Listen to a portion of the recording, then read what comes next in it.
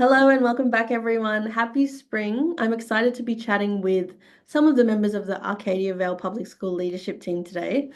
We're going to dive into how they successfully help their students shift from not understanding learning intentions and success criteria to truly grasping them.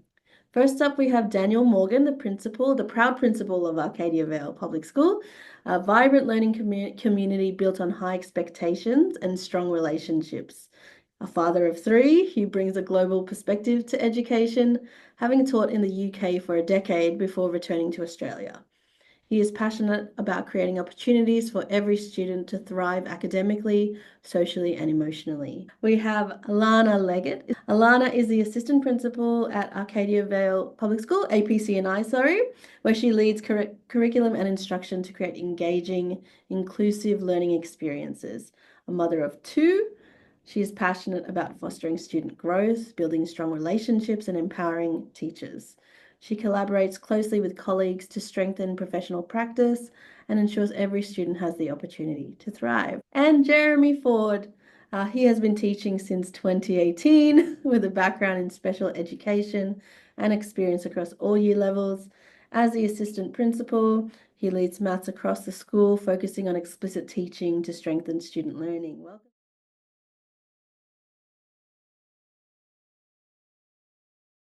And we were focusing on reading comprehension back then. So we wanted LISCs. We didn't really have a deep understanding of LISCs, but what we did was we tried to, and it was a little bit prescribed in a way, but we essentially basically said everyone has to have a LISC, a learning intention and success criteria. It has to be on the slides. It was a very narrow focus that we were trying to improve. So we were looking at connecting ideas, literal and inferential comprehension.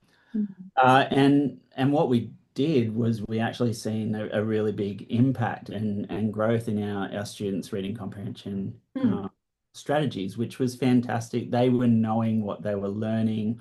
We were doing kind of little chants and things like that to enhance their understanding of the LISC. Then fast forward probably a year or two, and we got into instructional rounds with you, and we just assumed that, oh, we've done LISCs. LISCs will be present across the board in every single lesson, Hmm. and we can focus on a different problem of practice. And I think initially it was how are our students communicating like mathematicians? And what happened during those instructional rounds was not, I'll be honest, not great.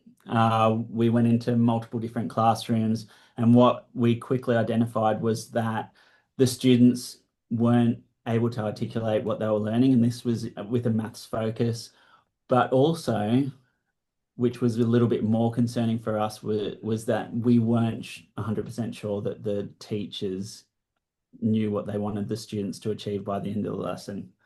So that's where we were at.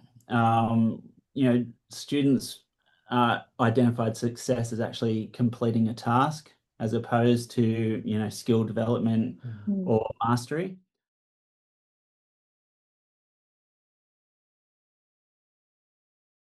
The expectations and what we see at Arcadia Vale is that lists are they're clear. The learning goals and success criteria are embedded into every lesson. They're visible throughout, so they can be referred back to at multiple points throughout our lesson. Since we've jumped forward, we are in our maths focus. So a lot of our work that we've done in our planning of our lists, our collaboration have been in a maths scenario. Hmm. We're now at the stage where teachers are revoicing and rewording lists on the go. So students are interacting with the success criteria and putting their own flair or their own vocab to help them unlock that potential within the list. So that's been really cool to observe. And that's happened naturally. We haven't said that you need to be co-constructing with your students. That's happened progressively from our staff. Students can articulate what they're learning, but also why they're learning it. Hmm. They can also identify at what part of the lesson they have been successful, because essentially the success criteria is a scaffold. So at the end of the lesson in your plowback, if you're going through, students can articulate where they were successful within a lesson, but then also if they didn't quite get to all of it, they can see where their next jump off point is. But they're still experiencing that success through the success criteria.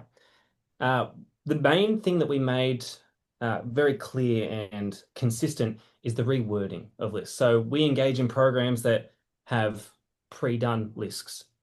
Obviously, they're not done for our context. So our staff, we've worked really hard in building that capacity with our staff to be able to rewrite our lists to cater to our students as a whole. And that came with a change of vocab as well. So the learning intention is I will, so they know they're going to nail it by the end of it. And then our success criteria is that I can. So every one of those starts with those sentence stems, and that's been a really big pivot for our students as well.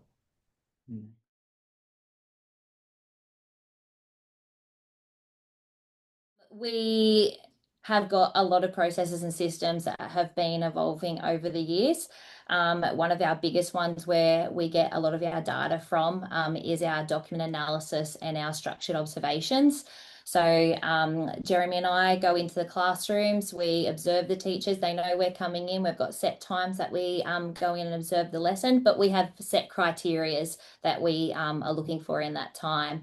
Also with the document analysis, this is where we really look at the planning side of things. So Jeremy mentioned about the list that we're planning, effective questioning, linking to the list. That's something that's new in our criteria that we're really working on at the moment. So making the teachers accountable for their planning, but not just picking up plans and teaching from them. They really need to have that understanding of what are they wanting their students to learn.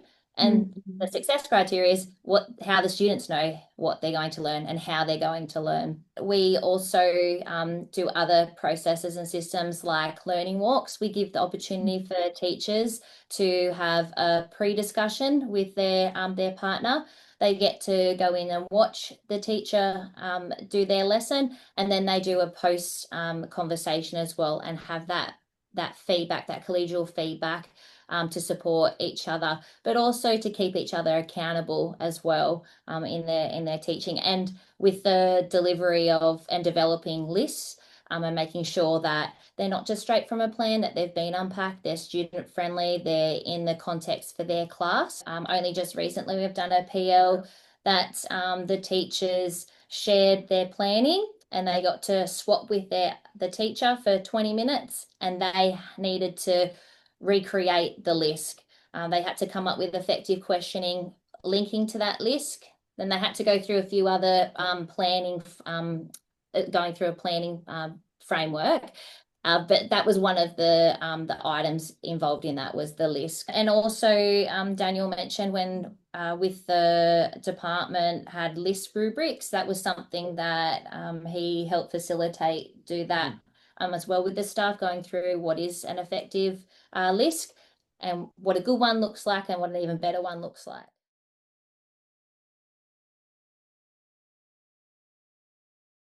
Our success criteria, essentially, there's many jump-in points as well. So it is scaffolded. It addresses all learners within the classroom. And like I said prior, in the plowback, they can see exactly where they were successful within that lesson. So there's multiple jump in and off points in terms of what success looks like for the individual.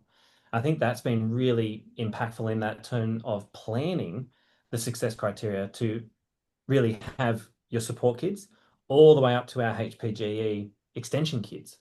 So they can still use that same success criteria, but have different jump-in points. We've even got at the point now where teachers are ad-libbing. So if they've got their success criteria up on the screen and they can see that they might need an additional extension success criteria, they'll put one up.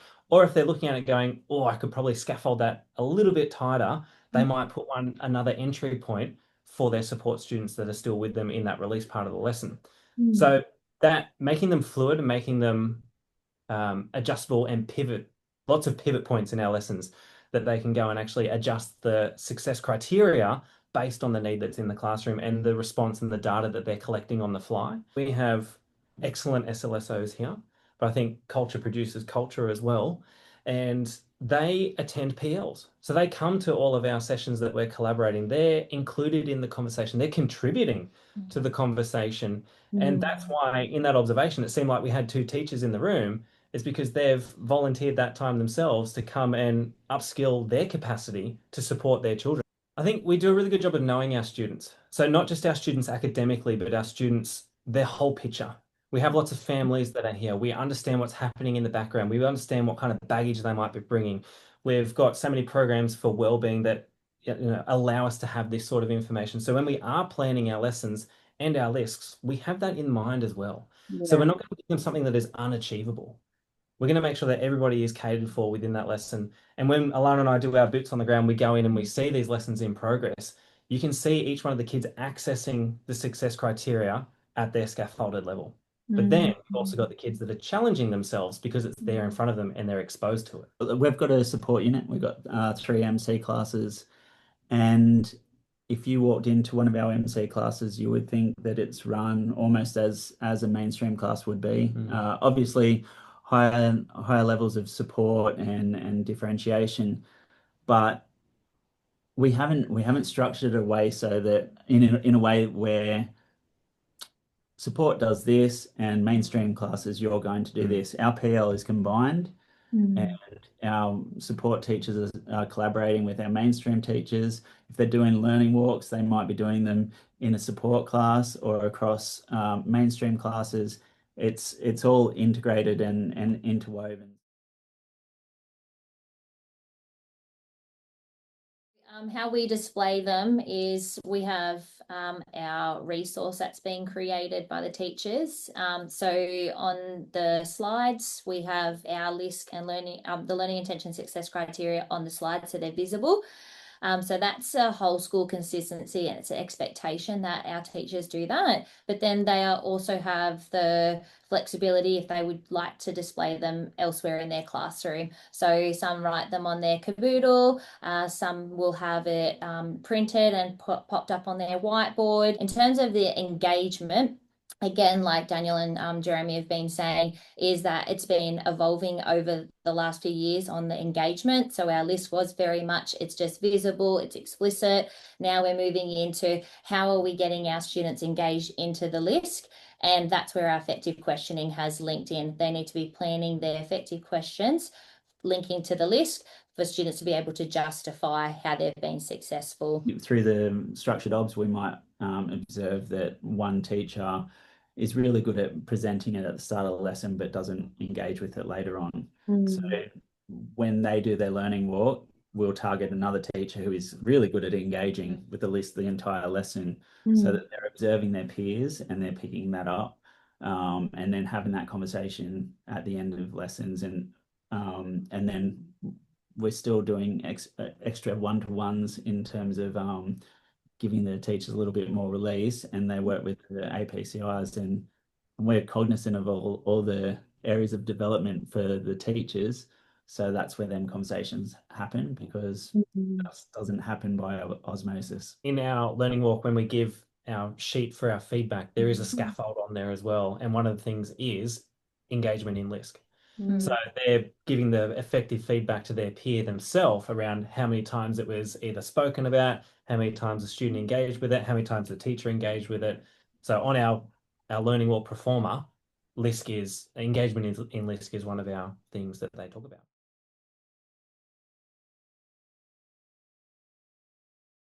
In regards to creativity and autonomy, it's about getting the teachers to the standard where they feel confident and they feel supported in being able to make changes on the fly. Working collaboratively.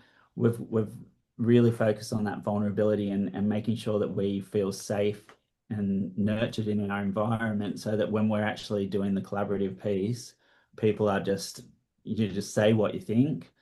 If it's wrong, that's fine. If it's right, like, people just take that on board and they're developing these things. We don't necessarily say you have to do it this way. We don't have the APCIs writing the list for, they're not the ones in the classroom. It's down to the teachers to really understand the children in their class and what they want to achieve by the lesson, but by the end of the lesson. But it's really about having those high expectations and knowing your kids, and then, I mean, we're a little bit further on than LISC now, but now it's how do we enhance the LISC with all the other aspects, and we only ever go narrow and deep on things. So we're doing effective questioning at the moment. The next one that staff have identified is already effective feedback. Mhm. but we just can't keep on just throwing different PL things out there. So we're just focusing on effective questioning at the moment, and that's how we're getting that buy-in, that autonomy. The teachers have ownership over it because they get to have their say. That everyone sees the value of this work, and students see that they're successful in all of this. So go Arcadia Vale Public School. I'm so proud of you and this journey. I knew you were perfect for this element of this teaching flower. So thank you so much for sharing your insights.